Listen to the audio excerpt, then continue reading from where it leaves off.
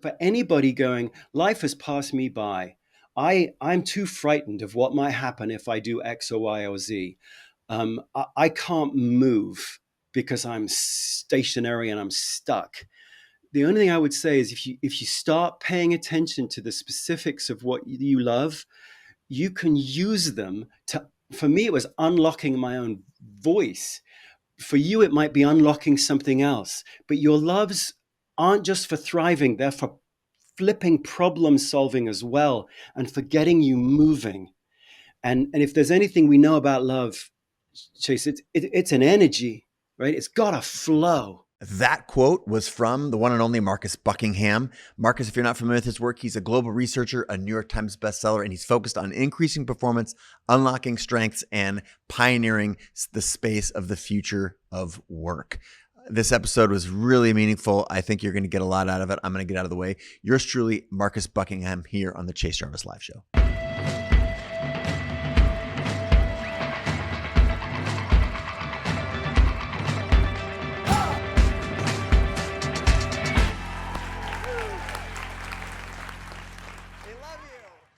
Marcus Buckingham, thank you very much for being on the show. Welcome. Thank you for having me. Excited. Well, yeah, prior to me hitting record just a moment ago, I was sharing with you that I think your latest work, which is called Love and Work, a book, is incredibly well timed. I want to talk specifically about that, but I also want to start out by zooming back a little bit. And for the few people who might not be familiar with you or your work, if you could orient us around how you describe yourself, the work that you do, and what are areas of interest and focus for you, and things that'll help us get into the conversation. Well, my focus really has always been, I was super fortunate at 16 years old to meet a chap by the name of Don Clifton, who was the chairman of the Gallup organization at the time and the founder of the approach to positive psychology that then Marty Seligman blew out through the University of Pennsylvania. So Don's whole focus was to study what was right with people. I was about to go up to University Chase to study psychology, and a lot of psychology at the time still is focused on what's wrong with people, which is fine, studying neurosis and psychosis and depression and so forth. I mean, those things deserve a lot of study. But his approach was let's study what's right with people as well and see what we can learn about excellence, see what we can learn about success. Joy isn't just the opposite of sadness, it's different. Contribution isn't just the opposite of struggling, it's different. Excellence is different. You can't infer it from studying pathology. So that was really I don't know why, but at 16, that was really interesting to me. So while all of my friends, I think during college, were doing internships in London, Paris, and New York, I went to Lincoln, Nebraska for every summer during college because that's where Gallup was headquartered. And for whatever lucky reason, and I think a lot of it is luck, I was just instinctively fascinated by interviewing the world's best housekeepers to find out what makes them tick, or interviewing the world's best dentists to find out what made them tick. And that's really what the focus of the work at Gallup was interviewing people that are really, really, really good at what they do, to find out what's unique and special and different about them. And then we built something called Strength Finder, which at the time was really the first really methodologically sound approach to studying strengths. I then left Gallup actually after Don died in 2003. And rather like you, I searched for a way to take, I think my expertise had been measuring strengths, measuring employee engagement. And that's really my background as a psychometrician. But at that time, 2003, I wanted to see whether we could actually not just measure strengths, but build them, not just measure employee engagement, but build better teams. So rather like you, built a company, saw that there was a need where there really wasn't a lot of good content and software and tools to help managers really build great teams. So did that for about 10 years, did the whole entrepreneurial thing, which was, we can get into because it's Yes, indeed. And then sold my company to ADP, the large payroll provider, in 2017, and they fund an institute. And they said to me, do you want to run the people and performance side of our institute, just studying in a rigorous way, globally, every month, just get in the field with ways to measure in inclusion, employee engagement, resilience, strengths. And of course, for someone like me, that was catnip. That is catnip. Yeah. There's a lot of opinion out there in the world today. So it's lovely to be able to have data. I'm a data geek. So to have some data to go, look at something like inclusion. Well, are we getting any better or worse on inclusion? Well, we can all have opinions about stuff like that, but what's the data show? So that's kind of, in a nutshell, that's been my focus for the last 25 years. Yeah, it's easy to put your life in a nutshell in a paragraph, right? So I'm sorry for the heavy question to kick it off, but I think you've done a nice job orienting us. And the human performance aspect, this a lot of the human potential movement that started in the 60s, people started thinking about what's possible, and you had Roger Bannister running the 4-minute mile, and we started to see the psychology of these breakthroughs and some of what was possible when you started talking to the world's best. That's what I'm personally obsessed with. That is the basis of this show, which is now more than 12 years running. You have researched in a way that is obviously professional. You've got data gathering and all these more sophisticated measures than, say, someone like myself, who's I would call myself an armchair professional on this stuff. But clearly you have noticed trends in top performers, trends in, you talked about joy, for example, and excellence. Just again, as an orientation, what are some of these macro trends that you've seen for the world's best? Whether you're talking about, you mentioned, house cleaners and dentists. We've talked about athletes and artists and entrepreneurs. Give us, is there some sort of, if you squint your eyes a little bit, are there a handful of fuzzy, ambiguous things that this posse who leads us around the world, that are the best of the best, that they have that others do not? Yeah, well, first of all, it is a fascinating subject. I mean, to go and study excellence, and I know we can learn from failure. There's no question that, as you know, as an entrepreneur, I'm sure you tried a whole bunch of things that didn't work, and that's always useful. Of But it course. is interesting to think that excellence isn't the opposite of failure. That if all you do is study your failures, you get an expert understanding of failure. But you can't just say that excellence is the opposite of failure. I mean, if you study really unhappy marriages, for example, you find that they fight a lot. In unhappy marriages, people argue a lot. But the weird thing, Chase, is if you study really happy marriages and you count the fights or the arguments, it turns out that there's no statistically significant difference in the number of disagreements or arguments in a happy marriage from an unhappy marriage. So if you're not careful, you'd say if you studied an unhappy marriage, you'd say to someone, if you've got a happy one, you should not argue because you're arguing a lot. But you study the really happy marriages, they argue a lot. So what turns out to be the difference maker in happy relationships, just as it happens, is not the number of arguments, it's what goes on in the space between the arguments. And somehow in the unhappy marriage, each argument is proof that I need to protect myself from you, that I need to armor myself against you. And I step back, sort of physically and psychologically separating myself to protect myself. And somehow in the best relationships, each argument, funnily enough, is a sign of intimacy. It's a spur for curiosity, for getting closer. And so, whatever that is that pulls two people together in the space between the arguments, the point here, I suppose, would be you learn nothing about that from studying the rotten marriages. It's just different. You got to get into the specifics of excellence to understand it.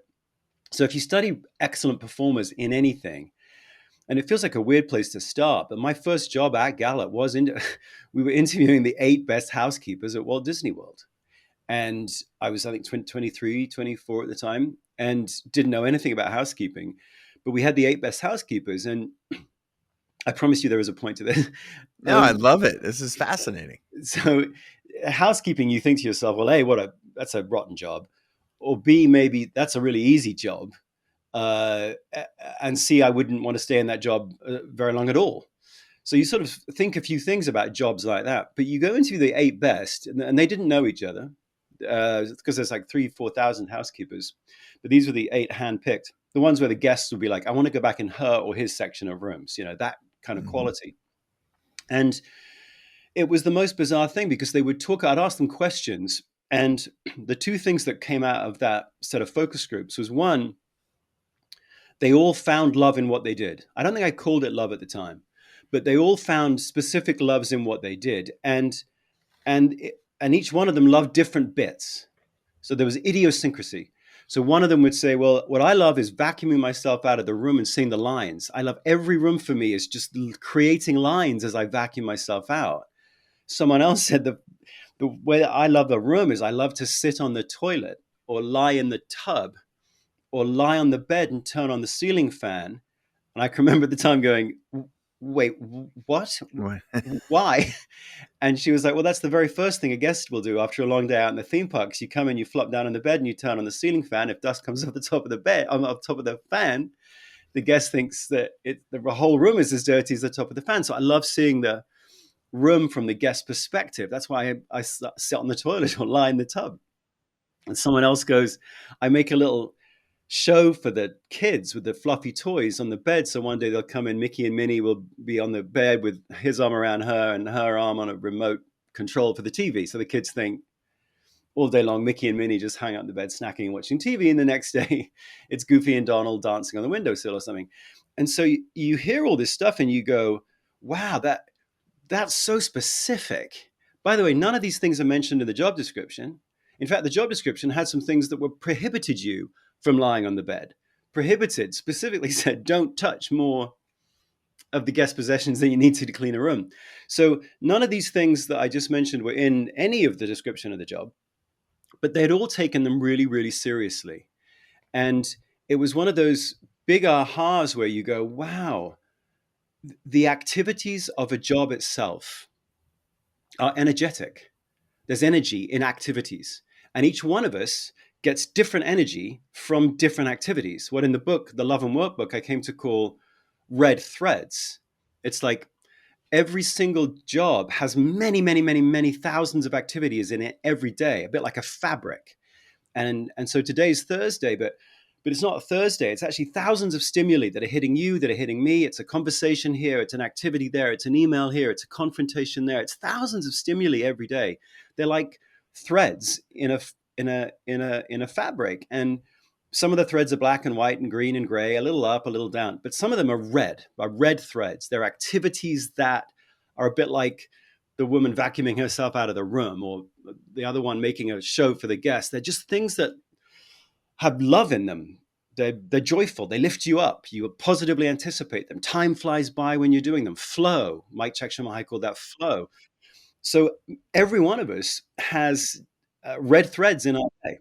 And rather than seeing our day as like something to get through, like a to-do list that rolled over from yesterday, the most successful people, if you really, as you said, like squint at it and go, gosh, let's not generalize too much, but do they have anything in common at all? I would have to say that what it is they take their red threads really seriously every bloody day. It's not like I save up my month and one day a month I do one day filled with things I love. It's like, no, no, no. Every day I've got to find some red threads to weave into the fabric of my work today. Not all day. It's almost like the data doesn't showcase that the best people do all that they love. There's actually no data that says that they do all that they love, but there's a ton of data, as well as anecdotes like the one I shared about housekeepers, which show that they find love in what they do. They find red threads it's like, which bit of my day today is going to be red thread like? And there's a bunch of data, even from the Mayo Clinic, looking at doctors and nurses and burnout in them, that suggests that 20% is a really useful threshold for all of us. You don't need a red quilt. You need 20% of your day to be activities that you love, red threads. And everyone else is colorblind as to what your red threads are. You're the genius. You're the only genius. So if you really push on what the most successful people do, it's like they take their loves, the specific activities that they love. Their whole life is like a scavenger hunt for red threads. And it sounds almost, I don't know, almost too simple to say it that way if you look at all the different sorts of excellence that I've studied over the years. But actually, if you really push on it, whether it's housekeepers or whether it's basketball stars, they're so serious about their own uniqueness and the combination of their uniqueness with the world. Like, what's the best way to be an entrepreneur? Well, it really flipping depends on the entrepreneur. And the Yeah. most successful entrepreneurs are like, the bit of my job where I saw is this and this and this and this. And I'm going to take that seriously every day. How do we?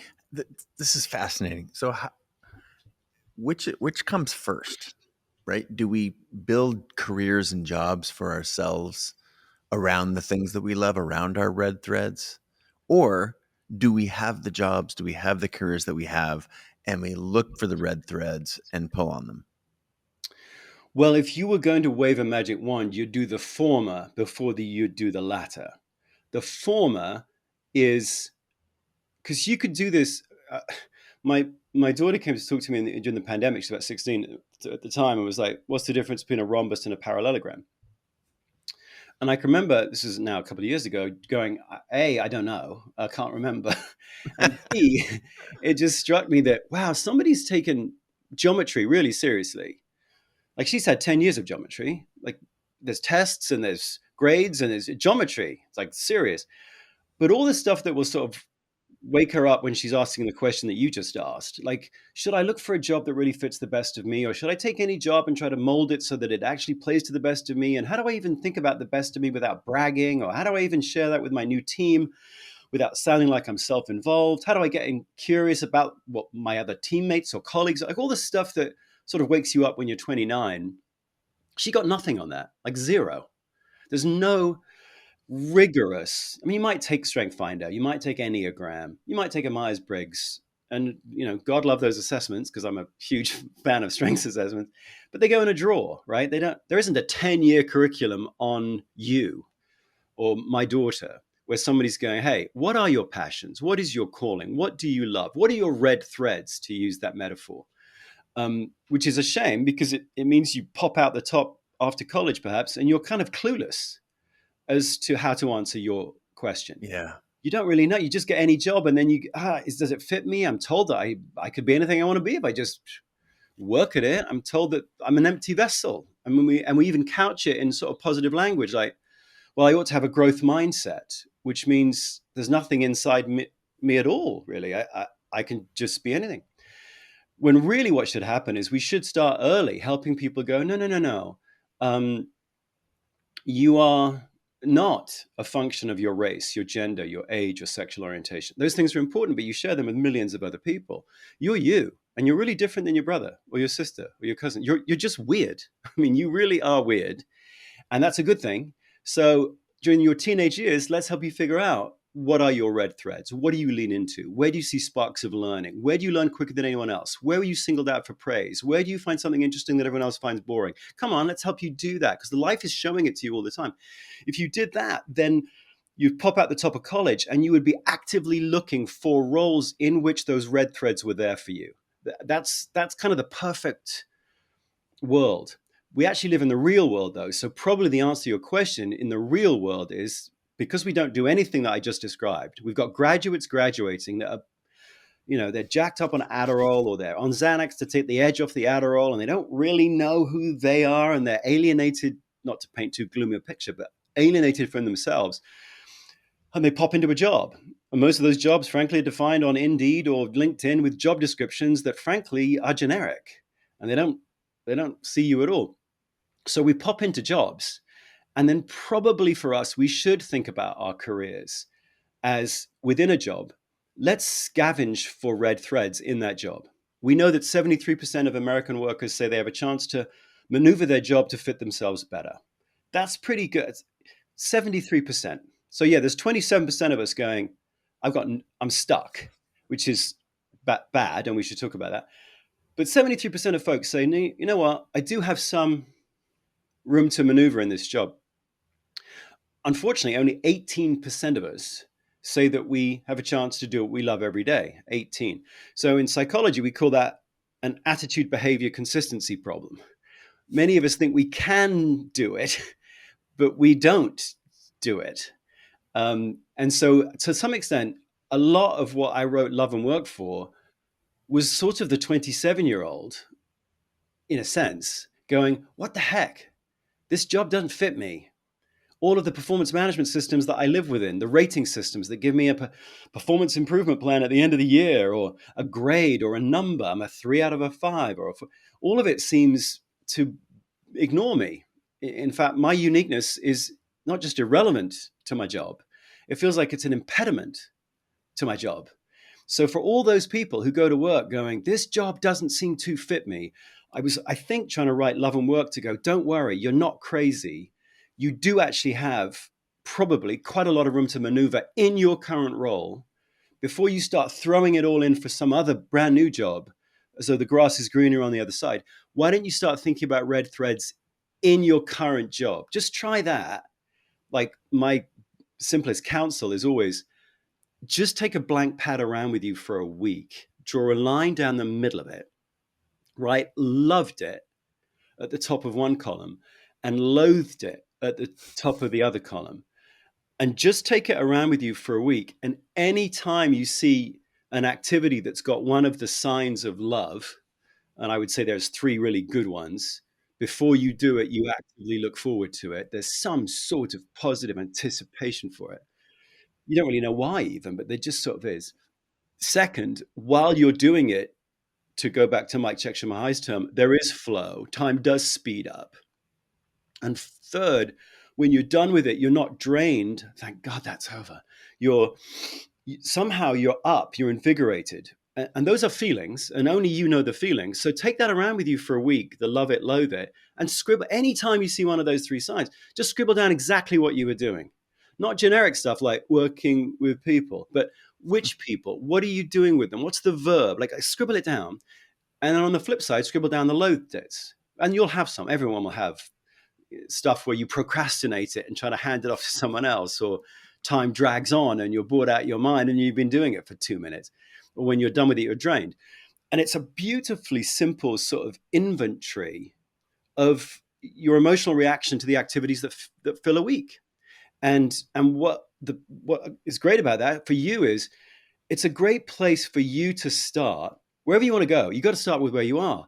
Well, where you are, you're the only person that sees your red threads. So take a blank pad around with you for a week. Just pay attention to some of those clues. You'll see activities. And know in the back of your head, you don't need to have a job where it's entirely loves. You just don't. No one does. And yet, a job with no loves is psychologically and emotionally draining. And the people who feel it most are the people at home, the people that you love. Oh, suck it up. Your job isn't supposed to love you back. No, your job is 40, 50 hours a week of activities. If every one of them is loveless, please don't imagine that you're not psychologically damaging yourself. So to help people start off and go, this is doable. And then if you just do love it, loathe it, maybe just twice a year for the rest of your life, then you'll be using the raw material of your own wisdom about your own life to start weaving more red threads deliberately into your life. And of course, if you don't do that, no one's going to do it for you. So true. I love the attention, and I'll hold up the book here. Congratulations. It's brilliant. Love and Work. It's also incredibly well timed.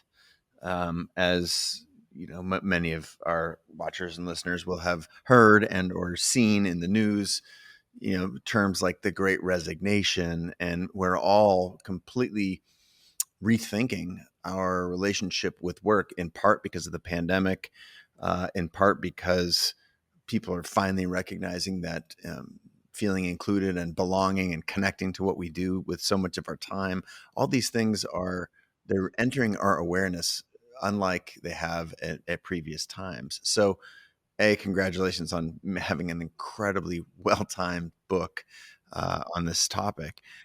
More importantly, did this this I would just call it maybe a collision between our values and our reality? How did they inform the work that you put into in order to write this book? Well, probably like many people during the pandemic, you have some really difficult days and you have some really clarifying days. And some of the difficult days, I don't want to speak for you, but I know for me, the days when you look in the mirror and you go, well, what the hell are you doing with your life?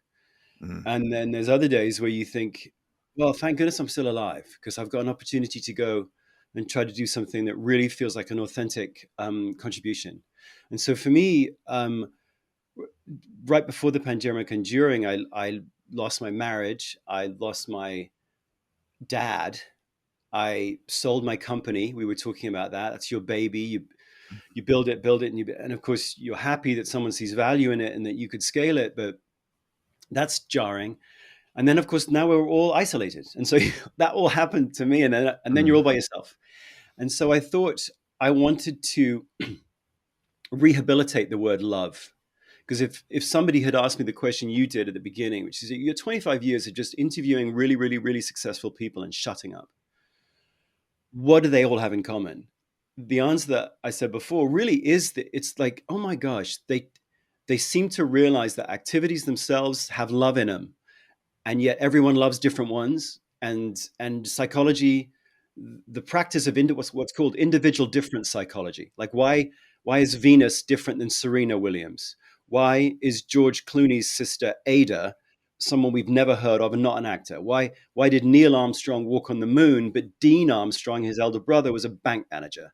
Like we have lots of discussions about our trauma growing up and how that biography affected us, which is all true. Or we have sort of generalizations of, as I said before, race, gender, and age, and so forth to explain ourselves, which is all important. But the really interesting questions for every one of us is what is what bits of me are just me and different than someone with the same race, gender, age, socioeconomic up. My brother, my sister, like that's real. Like this is Beyonce Knowles. Like I'm fascinated. Sorry, that's Solange Knowles. Like so that's Beyonce's sister. So why are they different? And they're so different. But why? And where's the language around? Why are we different from the people we grew up right next to? Maybe that doesn't interest everybody, but I'm fascinated by that because I've got an elder brother who's a pianist and a younger sister who was a professional ballet dancer for 20 years. And I don't have any musical talent at all, like not none.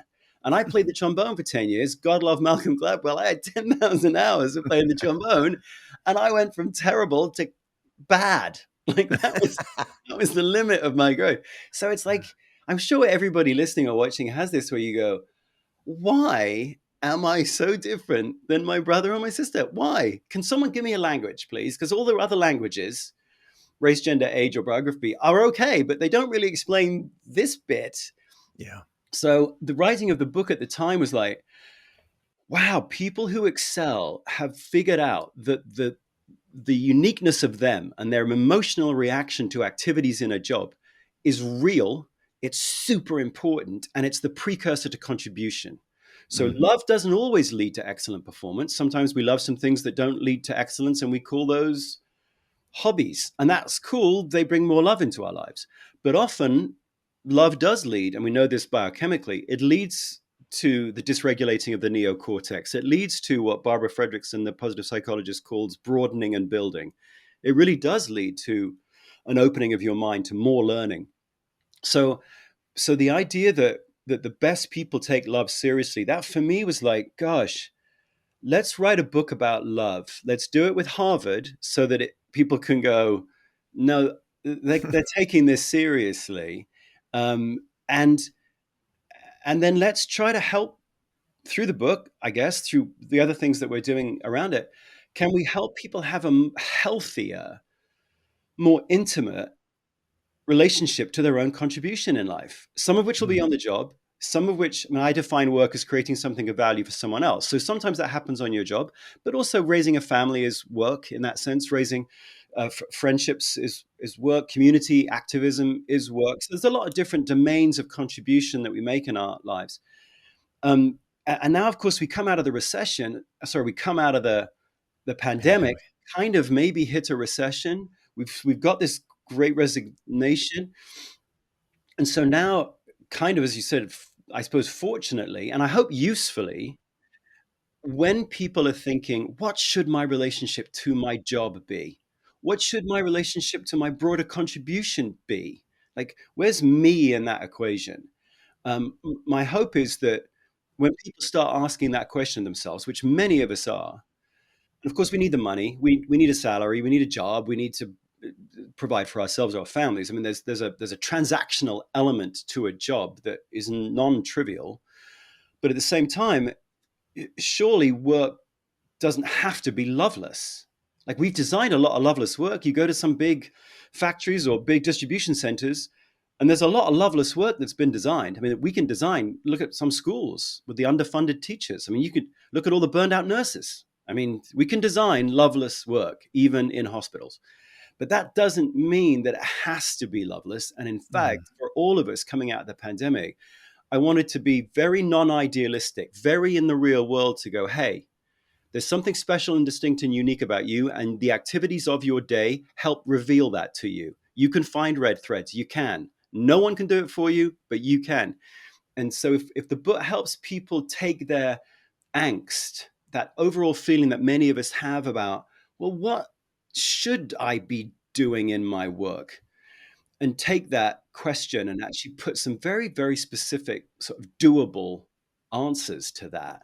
And if it helps people in this time right now, then jolly good. Because otherwise, I think we're going to have a whole bunch of bitterness in about 9 months' time, as people realize that we're basically just sliding back to where we were before. Mm.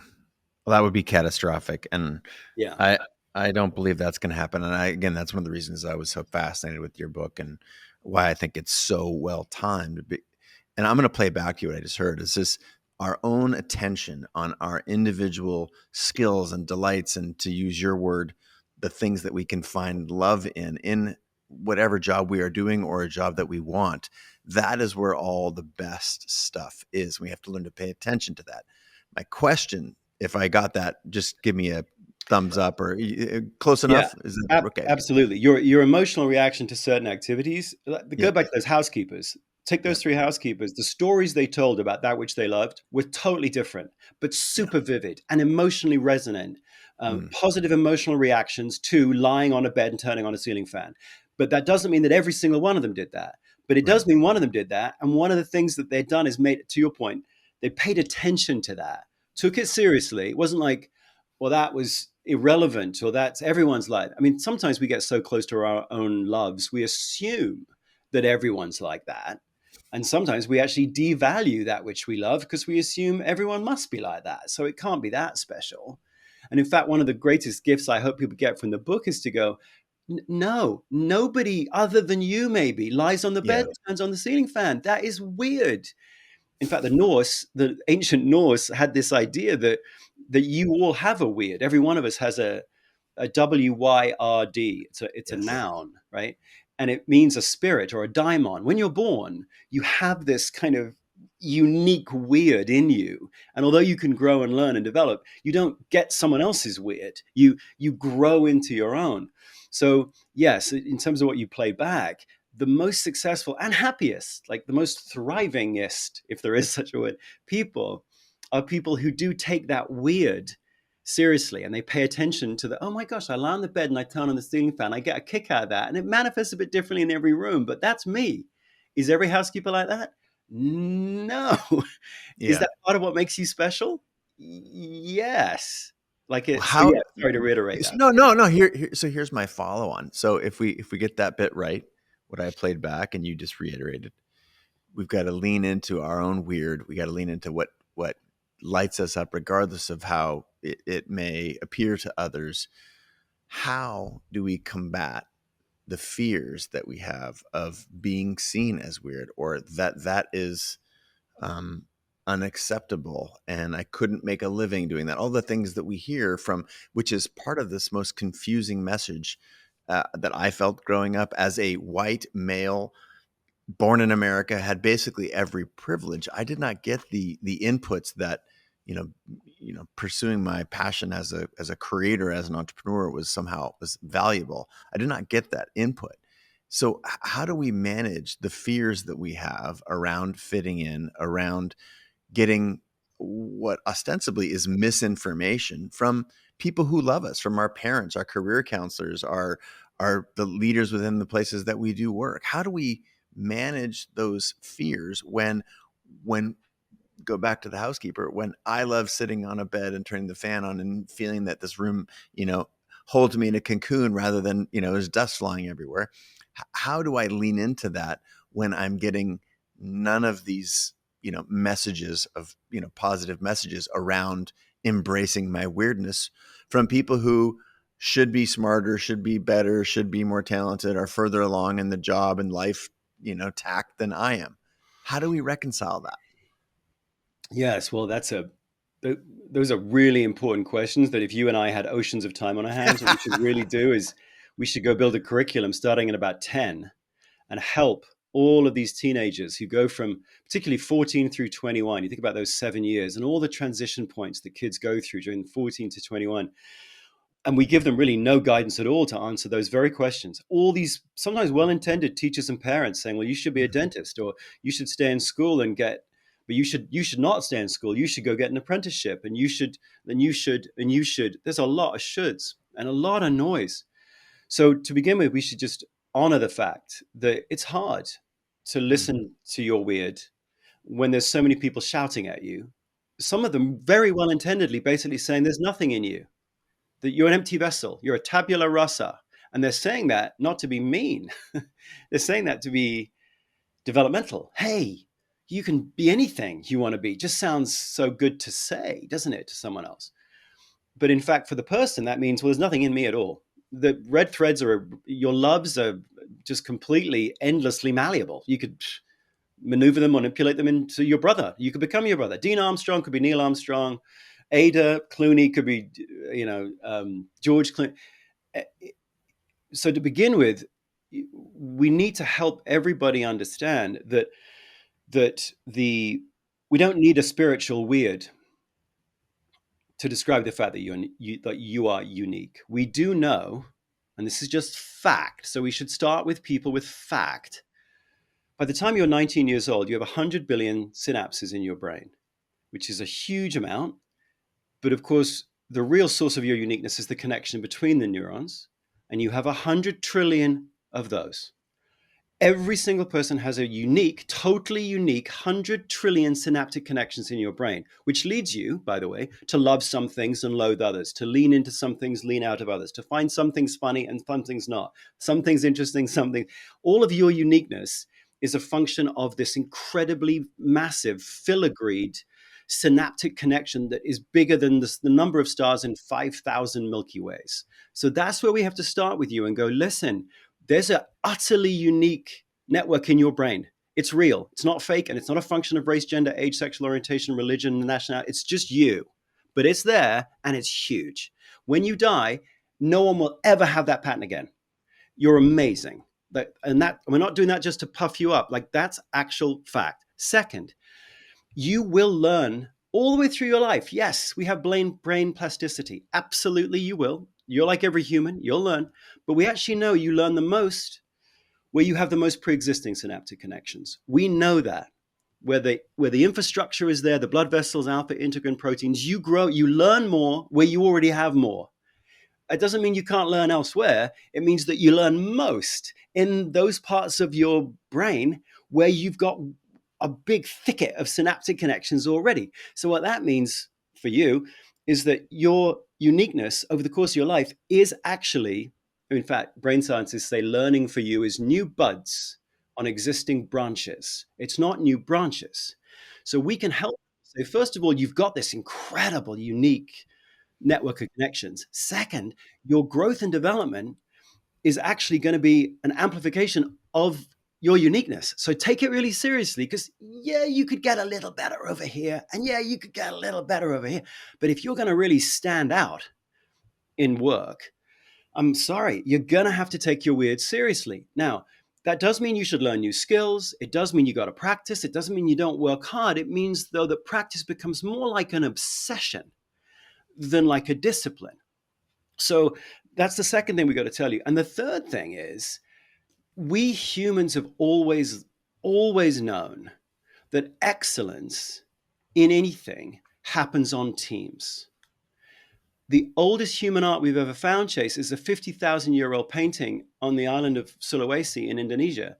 And it's not a painting of a handprint. It's not a painting of a god. It's a painting which they only found in like 2017.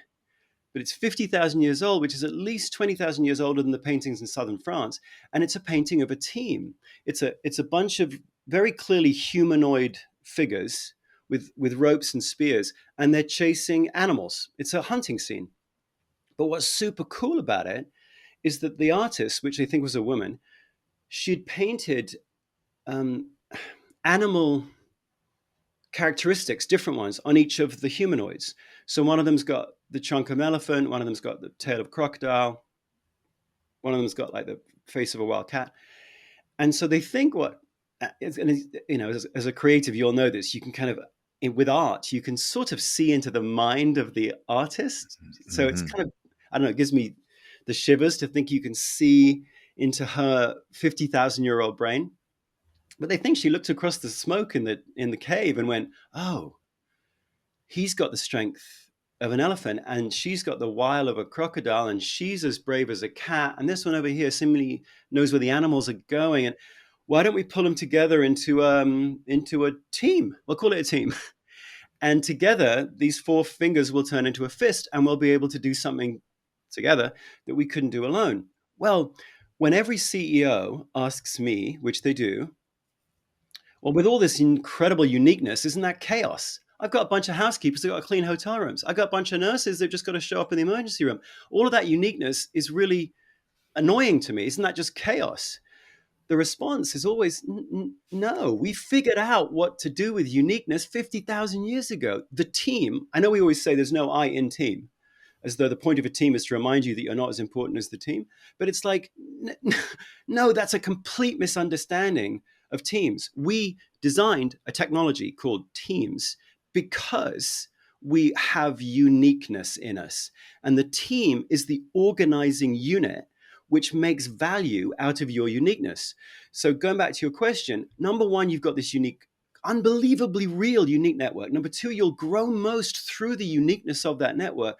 And number three, you don't have to have a red quilt yourself. You could join teams where each person is bringing their uniqueness to that team. And together, because you're bringing all your red threads together, the team's the red quilt. You aren't. And that's real. Like that, you're an entrepreneur. You know this. You were probably really good at building teams out of different people. So Mm-hmm. for anyone listening that's trying to build a business, yes, you got to start off with your own red threads, but really quickly, the first big decisions you'll make will be, what's the first team I construct? And do I know the red threads, if you like, the loves, the callings of each one of these people on that team? Am I like the painter 50,000 years ago who can kind of go, I'll put him, her, here, boom. And if you want to build a business, instinctively, you've got to get really good at building really good teams. Mm. This is so obvious to, on the on the backside of, as you talked about building a company or building anything, you look backwards and you realize that even if you are a solopreneur or self-employed, or that there is a sea of people who contribute to your success and who enable your greatness to shine. And whether you're bringing in people to help with accounting or account management, or they're any n number of possible teams, even in a solopreneur environment, you start to look, or at least for me, I remember thinking about this, like, wow, this indelibly connects me to the community around what I love. Now, I've been a huge advocate of community ever since I discovered this, let's say 20 years ago. I didn't have a good vocabulary for it, but have developed this over time. And would it be a fair word in your world? I know you work mostly around team and in career. Mm. Is community an okay substitute for that word? Yeah, no, community means that we need to rely on one another. I mean, Mm. one of the most beautiful things that I hope Love and Work, for those that read it, that what it gives them is, if you've got more stars in your brain than 5,000 Milky Ways, then so does the person you're just about to bring into your community. Don't assume anything. Just just shut up and ask your questions and listen, because their uniqueness, I don't care what they look like, So in a sense, put aside your unconscious bias about anything. I don't mean just race or gender, but anything, because you could meet someone that might look a lot like you. Maybe they're the same race as you, the same gender, the same age, the same schooling as you. But in terms of the red threads, in terms of the things that they love, in terms of the things they lean into, you don't know anything about them. Because I have a brother that looks a lot like me, who is weird, who is, if you met us both, you might assume that he was very similar, but it couldn't be more different. So community is a good word, because what it's really saying in the community is we need to know where we can rely on you the most. We therefore need to be able to see you. We can't rely on what we can't see. So in the best communities, you feel seen, and you're seen as valuable because of what people see in you. And that's for all of us that have ever been part of a great community. It's not because we abdicated our uniqueness or our idiosyncrasy and we became, I mean, this is the worst sort of community where it's, I don't have any idea who I am, so I'm going to join a bunch of people that look and think like me, and then we will define ourselves as amity within, enmity without. Uh, I, I don't know who I am, so we're going to say we are together because we're not you. I mean, that's bad. That's unhealthy community where people have no psychological understanding of themselves as individuals, so they band together and create prejudice. In terms of the way you're talking about community, that is super healthy community because it's built out of psychological strength for each individual and psychological curiosity of each person to each other person, which again isn't woo woo. It's like you built a business. You built a Yeah. business because you were really curious about what each person's uniqueness was and how perhaps it could get turned into contribution, whether it's part of a community or part of a company or whatever. That's, I mean, that's kind of the secret sauce for any kind of significant achievement. It's being really curious about the uniqueness of that human. And sometimes it gets annoying because that human isn't wired the way you're wired, and you don't always understand when it, like, I'm not saying it's always easy. I've built some teams that crumbled. I'm sure you did too, where you're like, ah. Of course. But if you stay curious, keep asking your open-ended questions. Where will this person contribute the most? What do you love about what you do? When does time fly by? When were you picked out for praise and singled out? Like, what, those sorts of questions yield really specific answers for people. And from that builds a really strong community. I think that I was going to lead into that. My question on community was specifically, I'm reading from the book now. Uh, it's chapter 16 and part 3. I see you, I love you. And this is under the heading of making love and work come alive. So I want to explore this topic of uh, seeing and being seen.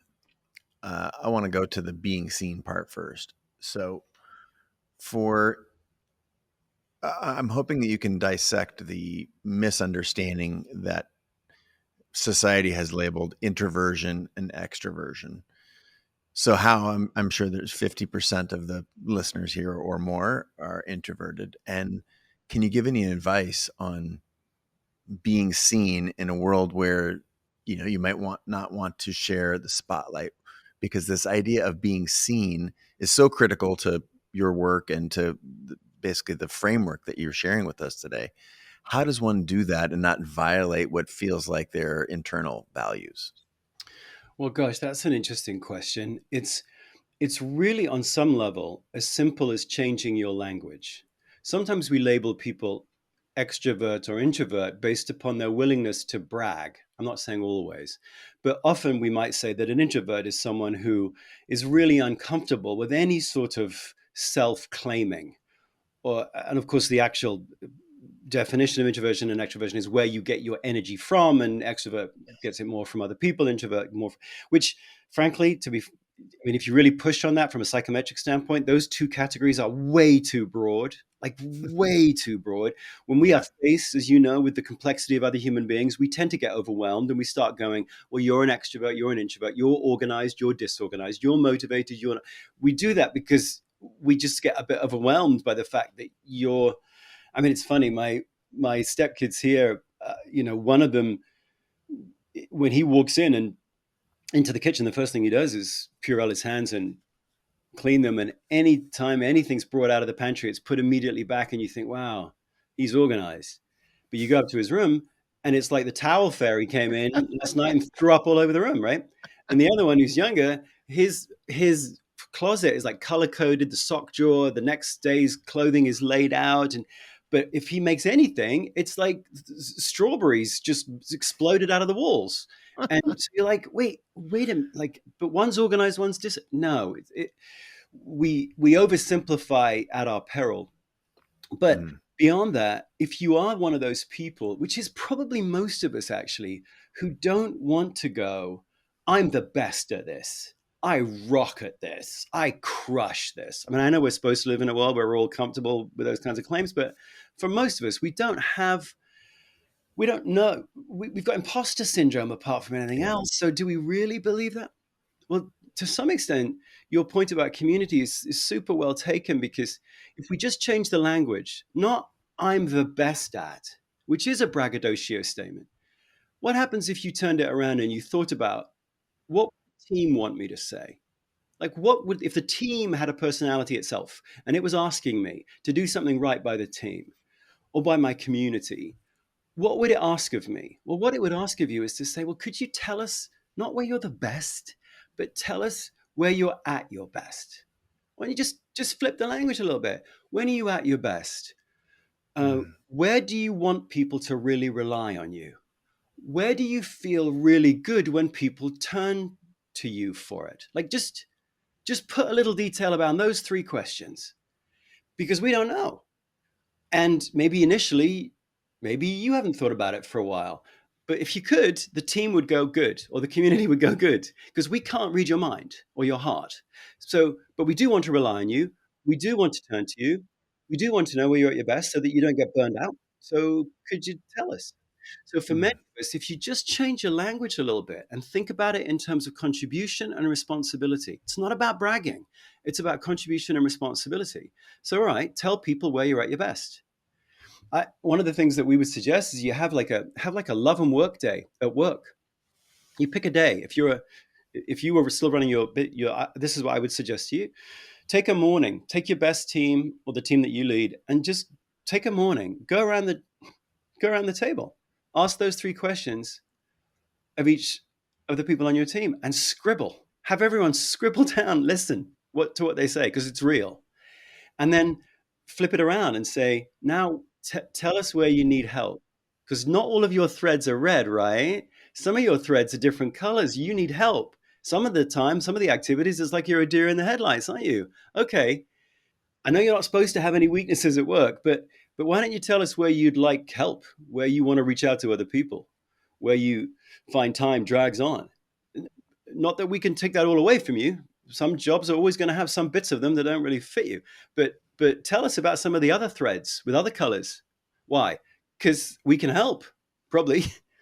So that's a really simple sort of love and work day where the team leader and the team or the community will have an opportunity to see one another, not as perfect humans, complete Mm. humans, but as the individual, unique contributors that we all are. Brilliant. Absolutely brilliant. The changing of the language is an unlock, I feel like. It's a massive unlock It's one because of those things, right, where you yeah, wanted to teach it to a 12-year-old. Like, how no. cool would that be? Anyway, This sorry, is I didn't mean to interrupt. no, this is I mean I have this is in part the purpose of the show is like how can we through simple behavioral changes unlock huge pieces of us or our communities or our potential where it's just basically hiding in plain sight all along. We've been just getting it just a little bit wrong. Yes, and the thing we're getting wrong is we haven't taken seriously the fact that each individual human gets energy from different, very specific activities. I mean, my sister was a ballet dancer. I know Ken Robinson famously was like, well, she's not sick, she's a dancer, and he's, was a genius. But my sister was a dancer, and she knew it when she went to the Royal Ballet School at 13. But what the Royal Ballet School never taught her is, well, what kind of dancer are you? what are the specific activities of being a dancer? A ballet dancer who's in one of the most respected ballet companies in the world. But there's a million different kinds of dancers. It actually took her about 15 years to realize she's a lyrical dancer. She shouldn't be at the Royal Ballet Company. She shouldn't be at the Bayerische Staatsoper in Munich. She should be at the Netherlands Dance Theatre, NDT, which is probably the most renowned lyrical ballet company, because she can't do the four pirouettes and the four pirouettes and doesn't want to and doesn't, it's too corps de ballet. It's too rote. She's very long. It's quite long for a dancer, 5'6.5". And that works when you're lyrical. And that's what she loved. That's where she was like, and I'm sure you found this as an entrepreneur too. When you're in your red thread zone, you are so much more charismatic.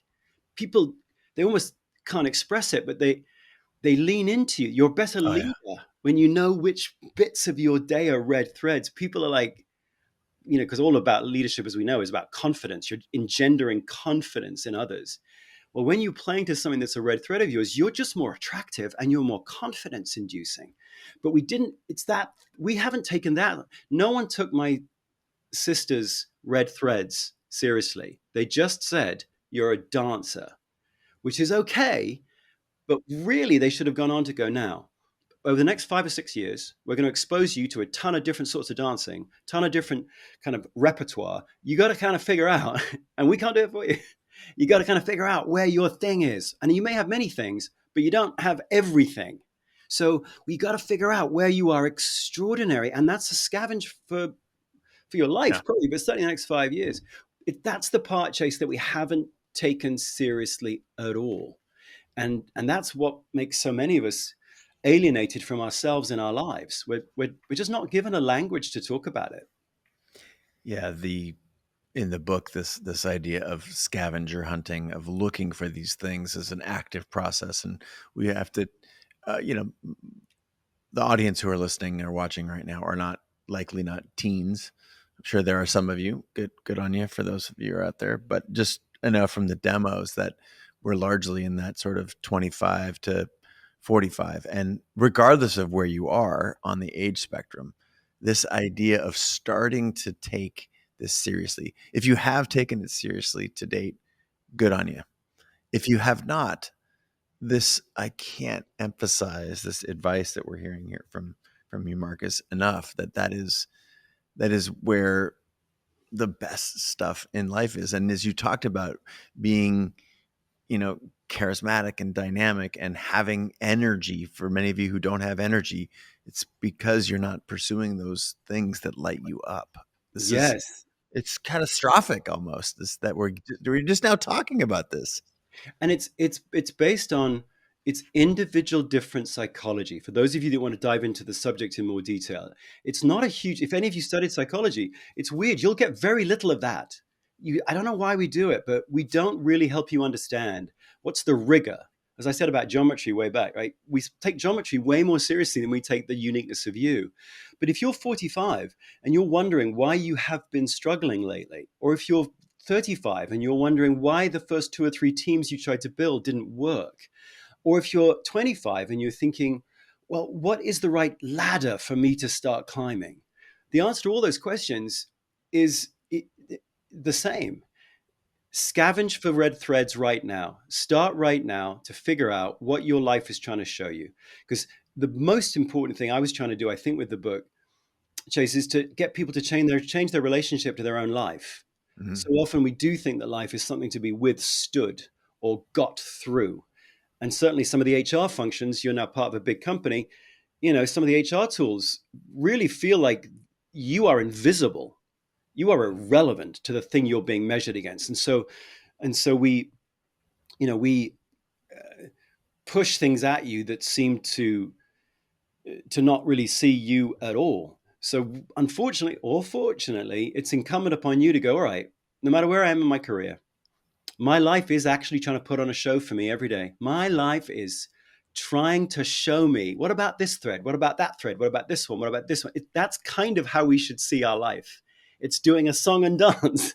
It sounds kind of silly, but Every day, it's putting on a song and dance, going, what about this? What about that? What about this? And to your point about attention, if you turn away from your own life and you don't look at it, it's still doing its show.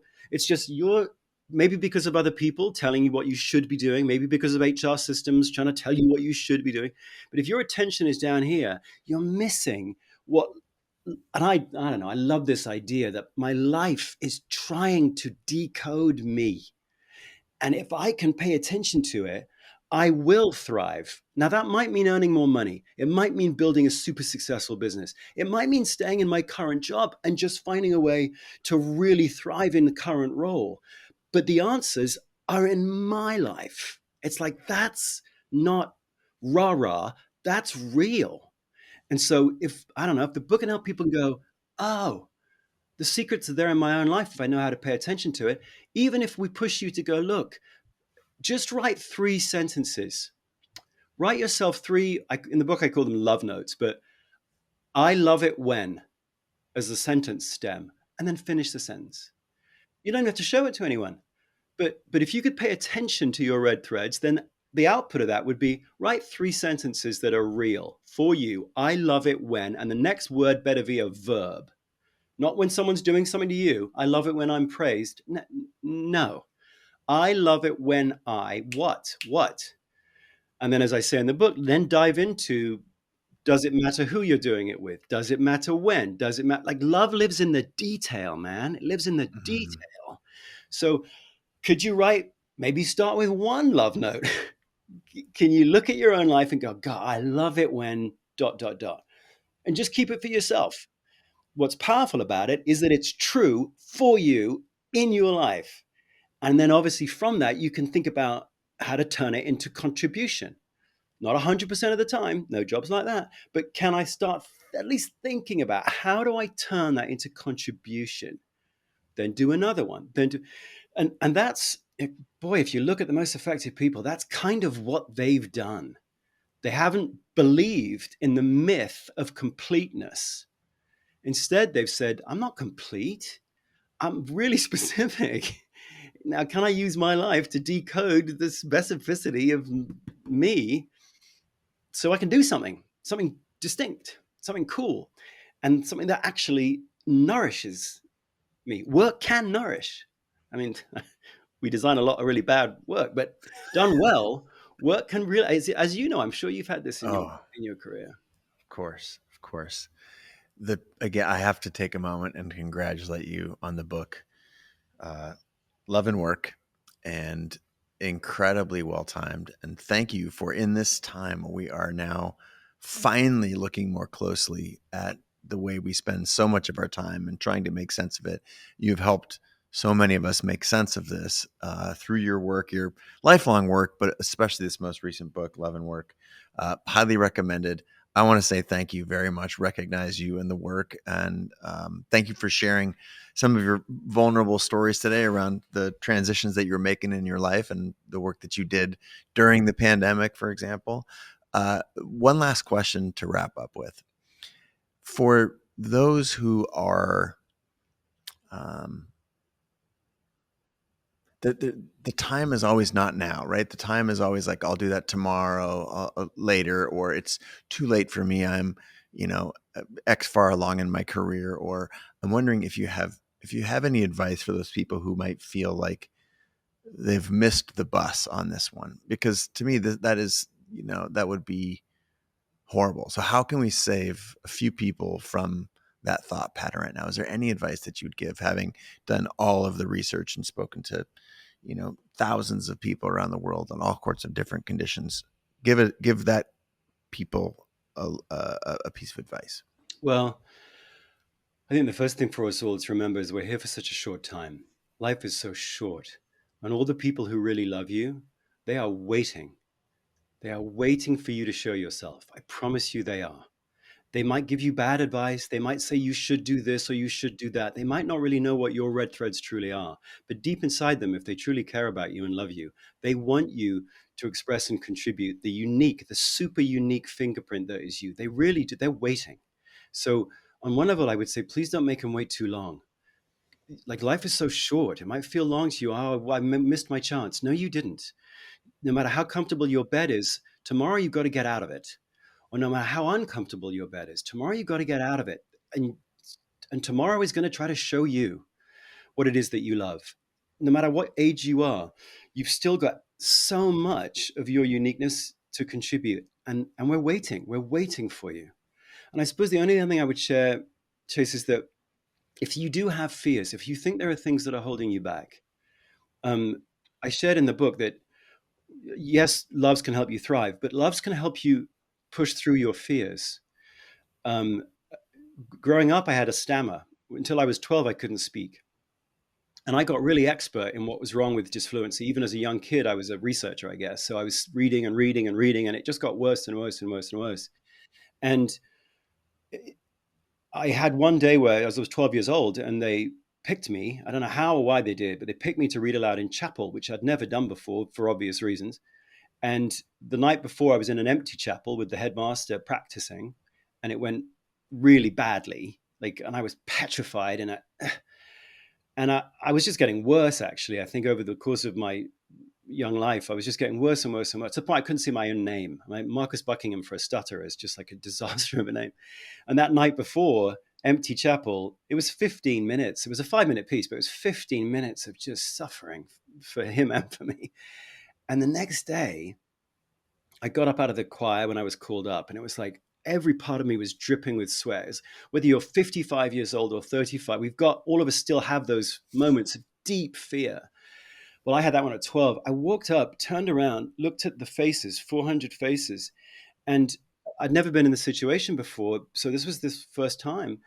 And the, the, the, the faces somehow unlocked, they triggered some different synapses or something happened in my brain, and it felt like a little hum or a glow. And I said the whole piece perfectly. I think I stammered on the word criticism, but not in a stammery way, like in a normal way, like I was a normal kid.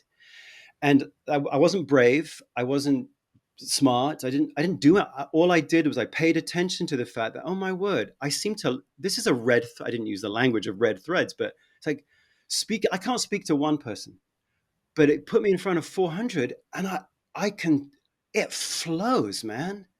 And the only smart thing I did at the time, Chase, was I just played a trick on myself. I said, if I can only talk to 400 people, when I'm talking to one person in the schoolyard, why don't I just pretend that I'm talking to 400? Why don't I use a red thread, the language of love? Why don't I take something that I love and just weave it into something that I hate, that I'm fearful of? And my stammer went away in a week. And I know that's an extreme example, but love is really powerful. So for anybody going, life has passed me by. I'm too frightened of what might happen if I do X or Y or Z. I can't move because I'm stationary and I'm stuck. The only thing I would say is if you start paying attention to the specifics of what you love, you can use them to. For me, it was unlocking my own voice. For you, it might be unlocking something else. But your loves aren't just for thriving; they're for flipping problem solving as well, and for getting you moving. And if there's anything we know about love, Chase, it's an energy, right? It's got to flow. So the people that really love you, they want. If you've ever been in a relationship where you're not seen, you know what it feels like when your love is blocked, when it doesn't express itself. It can turn into a super caustic, acidic substance really quickly and burn you up from the inside out. So for all those people, I would say the people who really love you, they want you to manifest yourself and they want you to take your loves seriously. I'm not suggesting you blow up your job and you start something else immediately. I don't know the specifics of your own life, but your loves will hold so many wise answers to how do you keep moving healthily in the course of your life. So start now. Life's too short. Mm. No better place to end than that. I wish it could go on for another hour. Marcus, thank you so much for your time, for your contribution, for your latest book. Again, Love and Work. Highly recommended. Grateful for all that you've done. And consider the show a friend of yours. We're happy to have you on at any time. And this is Oh, the cheers, stuff mate. that our community really needs to hear. And thank you so much. We're grateful. Is there any place you'd steer us away from obviously supporting you and buying the book? Any place you'd want to direct the attention of this Well, community? yeah, the only thing I would say for those of you that have the book, Harvard and I put together a 6-part series on loveandwork.org that if you've got the book, just takes each one of these ideas. Like we talked for an hour. I don't know about you, it whipped by for me.